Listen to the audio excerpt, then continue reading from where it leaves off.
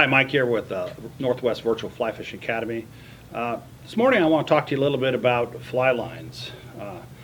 As usual in much of fly fishing, there's a lot of confusion going on, and this one's probably a controversial one.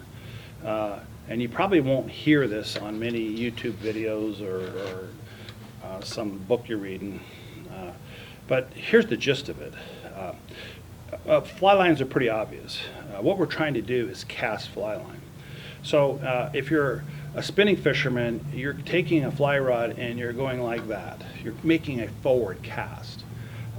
In fly casting, we're making two casts. We're making a forward cast and we're making a back cast. And we use fly line to do that.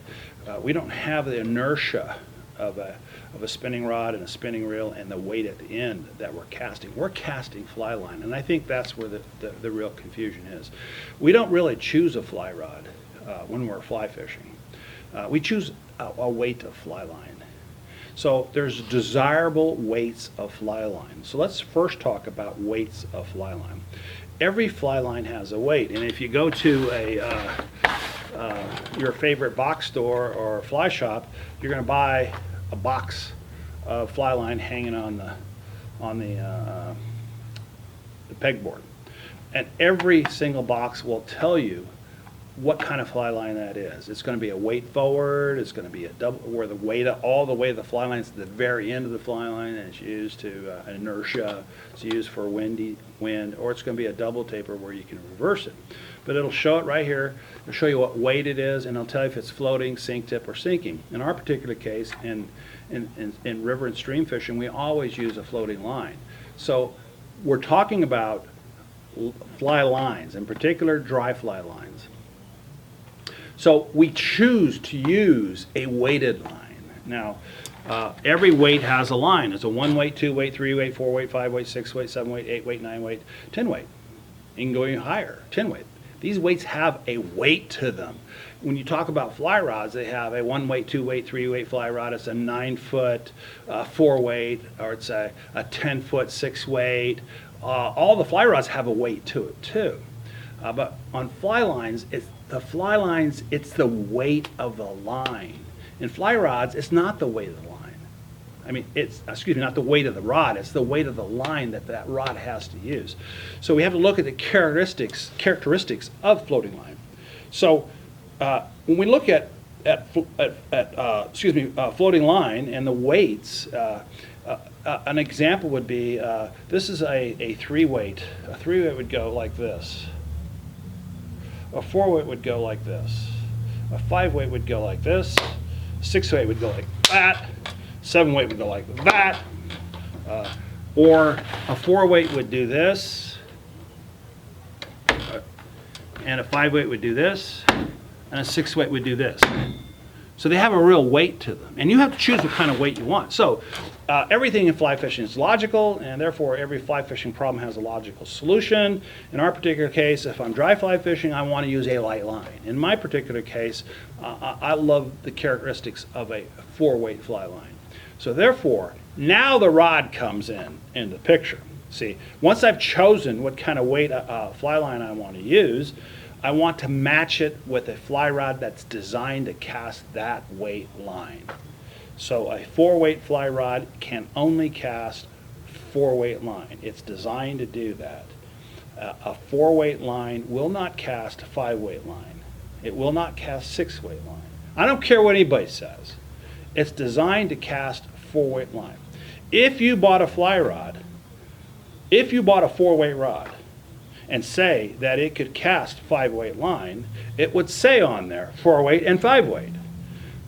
The point is you're choosing to cast a 4 weight line.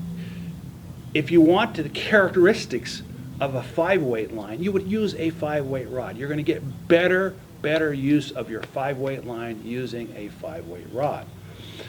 Hopefully this makes sense.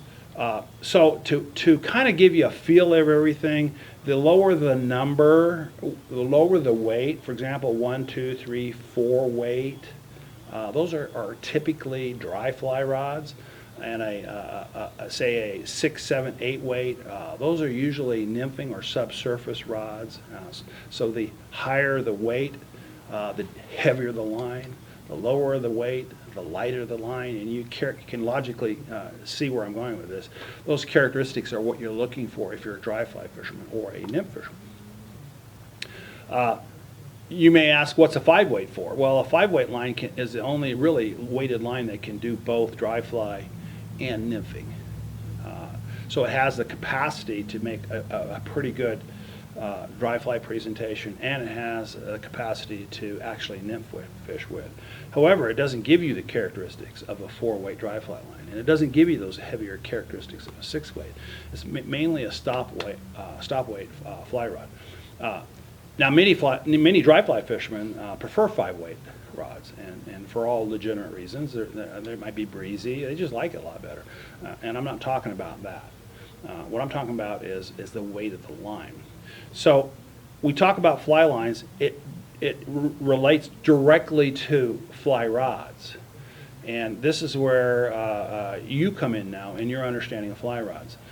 What you really want to deliver that light line is a really good dry fly rod. What you want when you're delivering a heavier line is a really good subsurface rod. And as far as dry fly fishing goes, you're only as good a caster as the rod you're using.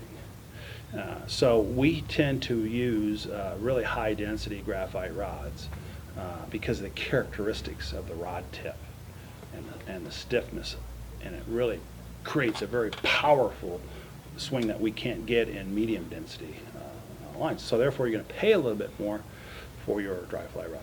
So hopefully I've been able to shed some light on fly lines. There's a billion of them out there, and I'm only talking about floating lines. So briefly, before we go, I really want to be clear on this. The only time we use sinking line, and when we talk about sinking line, we're talking about line that sinks. And the characteristics of sinking line, it's a full sink line. So if you have 50 feet of fly line out, the whole 50 feet sinks to the bottom.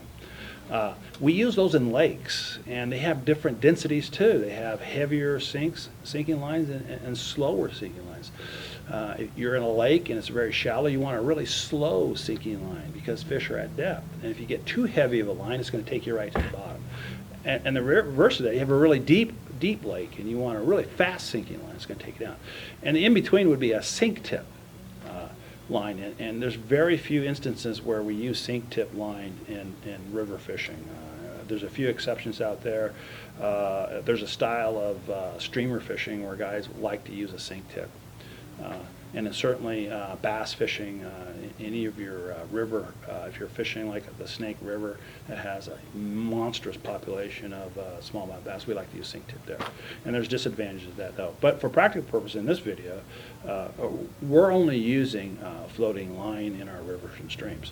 So hopefully I've shed some light on that. Think about that when you go into your next shop and you see all these boxes of fly line, and it'll start making a little more sense to you.